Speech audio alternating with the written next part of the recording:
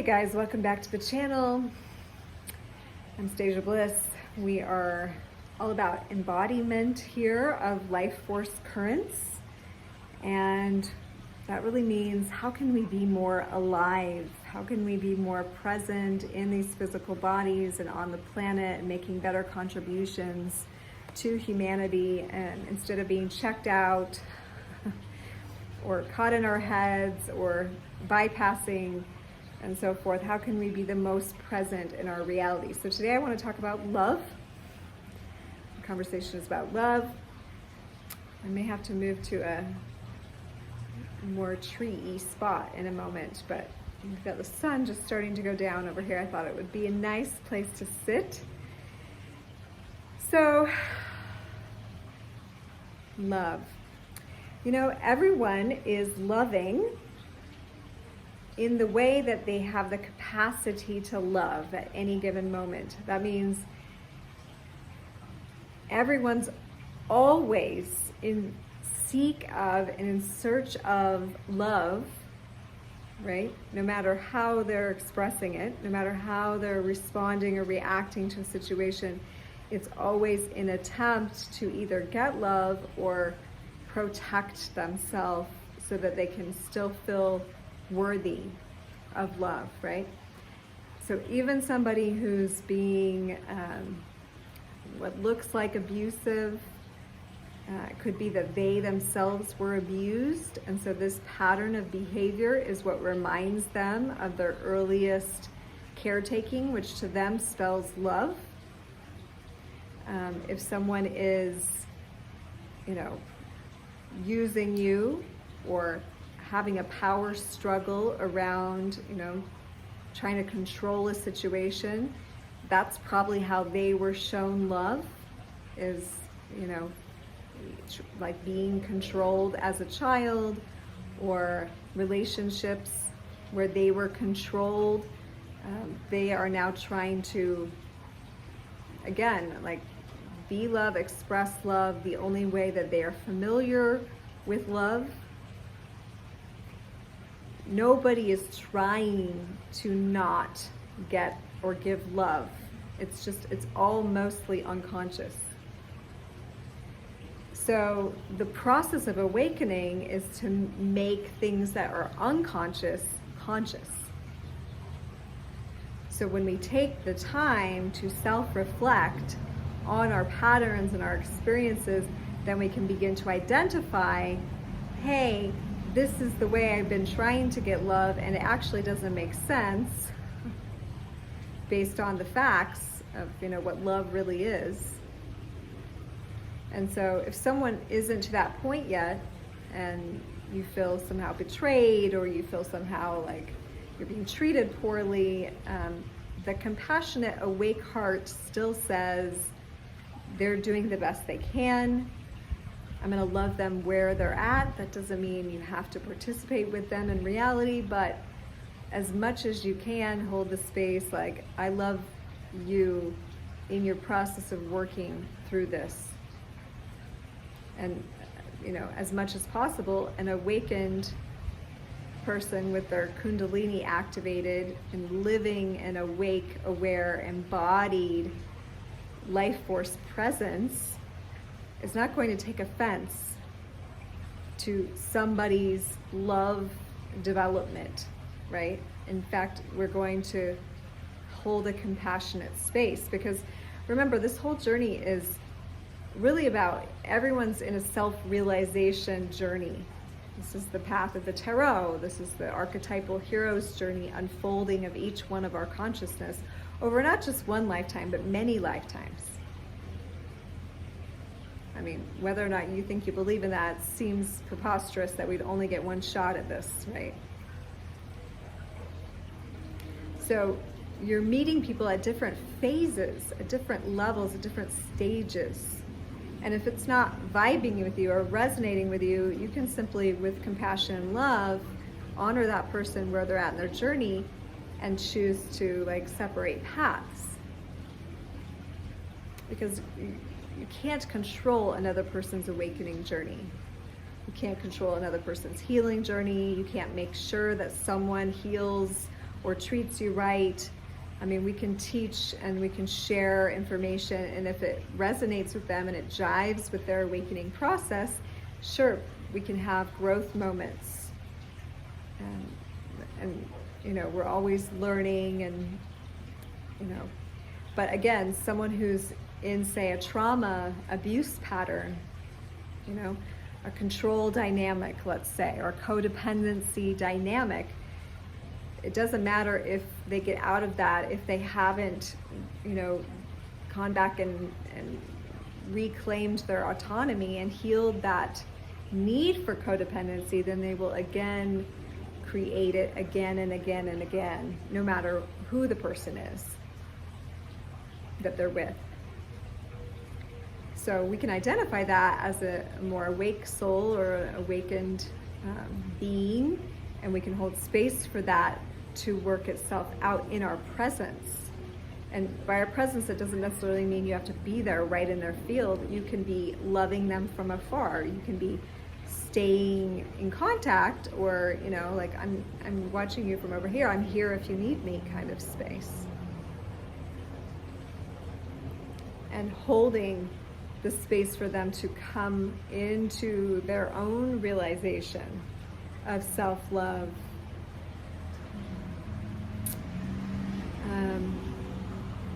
So even as an awakened person, we can still participate in a relationship dynamic where, you know, I hear this a lot in even spiritual growth communities and so forth, where you're like, I'm still manifesting the same pattern of this, you know, toxic person, or, you know, narcissistic relationship, or however you want to say it. So I want to say a few things to that, because no matter how much inner work that you've done, there's always multiple layers going on, okay? We're not like a one-faceted being. We're multifaceted and multi-dimensional. So there's many layers at which we are awakening. And you could just take the chakras, for example. You can be awakening in one chakra region, like around heart and love, but you can still be processing through traumas around sexuality, or around groundedness and ancestral stuff, around your voice, right? So you can come from a real, true love place where you have learned to open your heart and love. But now as you interface with someone else, you're going to be taught to open your throat, say. So maybe there's going to be stuff that comes up that makes you feel like you can't speak, or that you have a blocked throat, or that there's still arguments or so forth going, because that particular piece of you is being triggered and ignited so that it can open. And it's a mutual reception, if you want to use like an astrological term. Or if you engage intimately with someone, you will exchange and help each other work through things. You will exchange both positive and negative currents, because that's what intimacy does. And then whoever's, you know, more evolved in one way will share that information. And also, if you're having a difficult time working through something, you will receive assistance in that as well. So we're always functioning from the level at which we are capable, and what love is like to us. So this is a very like dynamic sort of situation when you come to love, right? And I mean, timing is definitely important, an important factor, but whether or not those timelines converge and you end up in, you know, traditional relationship or whatever, anytime you're coming together with someone, there is the opportunity to work through perspectives on love, because every combination of person is actually a different way to love. And if you've never been loved for, say, a bunch of things about yourself, and then someone shows up and they want to love those things about yourself, you're going to act like you're not being loved for those things, even if you are, because that's been your pattern. And so the only way to change that is for this person that's coming in and loving you for it anyway to be unoffended and to just hold that love space anyway, because that stops it. Because once you get offended, you continue to carry it on and you just carry on the pattern together. But if you're unoffended and you're holding like, that's sweet, and you just full stop, it actually sends a ripple back through the patterns. And this person begins to work it out in their psyche, begins to work out even things of their own self that they weren't like loving themselves about, that maybe they weren't aware of before. Such a fascinating realm of love and relationships. And all of the chakras, all of the life force centers, as they are being penetrated with more awareness, more life currents, lifetrons, as Paramahamsa Yogananda likes to call it in his translation of the Bhagavad Gita, the lifetrons, as more of this awareness molecules are touched by the different relationship dynamics that we experience. And I actually think this is why there's not a lot of long-term committed relationships right now in the world. A lot of that is broken apart, and some will see that as a negative, but it's also because relationship dynamics are going through a great configuration as we begin to understand the personal evolutionary journey that's involved in relationship dynamics. So for a while, it was like holding roles very steadily and working under a specific paradigm of relationship where man is this, woman is this. But as we go through a transformation in consciousness and we're bringing in this awareness of our God being, of the equality, not like equality like feminism, this is like a distorted version. Equality like understanding the wholeness of each being, and that each being is on a soul mission journey within the subspace of whatever storyline is playing out. Like if you're a mother, for example, you're also going through this your own awakening journey. Okay, if you're a father, if you're a working mother, working father, if you are a woman more supporting the man more supporting the woman, if you're a single parent, if you're have no children, and like all of these different ways in which we can show up, each have their own like a awakening spiral, if you will, hero's journey. And as we interface right now, in reality at least, we are assisting one another in breaking old relationship paradigm patterns.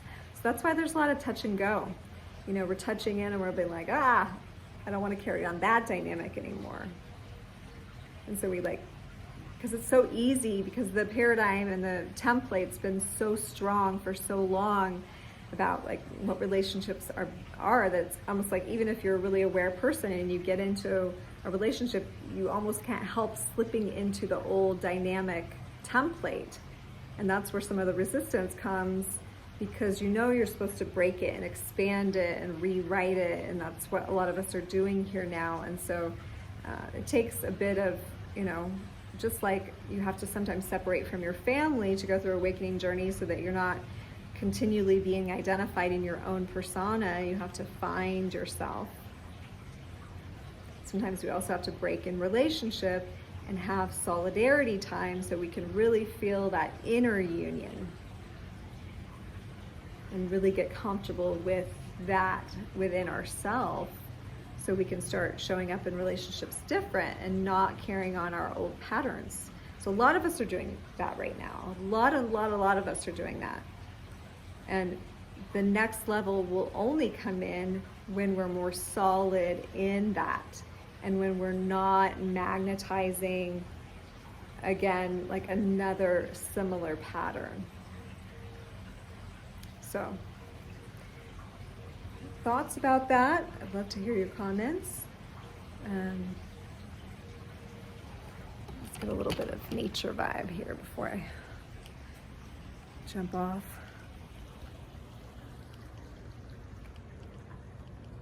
Whew, change the lighting just a little bit. So,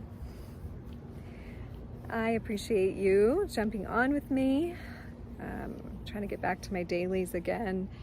Dad is actually doing a lot better, so he's gonna get kicked out of the hospital soon. I mentioned yesterday, and so your prayers and your thoughts and your meditations are greatly appreciated. I definitely see a lot of changes in him, though, as he's experienced a lot of deep soul consideration. And I don't know how long he'll decide to stay with us.